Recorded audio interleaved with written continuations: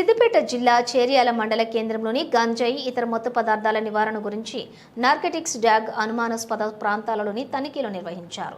Cheriyal SI నిరేష్ మాట్లాడుతూ police commissioner madam ఆదేశానుసారం చేర్యాల మండల కేంద్రంలో పాన్ డబ్బాలలో, కిరాణా షాపులో, మండల కేంద్రంలో, గ్రామ శివారు ప్రాంతంలో మరియు చుంచనకోట గ్రామంలో ఇతర అనుమానాస్పద ప్రదేశాలలో డ్రగ్స్, ఇతర మత్తు పదార్థాల గురించి నార్కోటిక్స్ డాగ్స్తో తనిఖీలు నిర్వహించడం జరిగిందని తెలిపారు.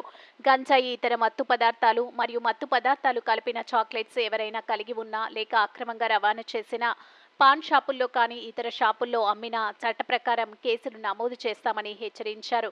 గంజాయి, ఇతర మత్తు పదార్థాలు ఎవరైనా కలిగి ఉంటే అమ్మినా, విక్రయించినా వెంటనే 100కు డయల్ లేదా చేర్యాల పోలీసులకు సమాచారం అందించాలని సూచించారు.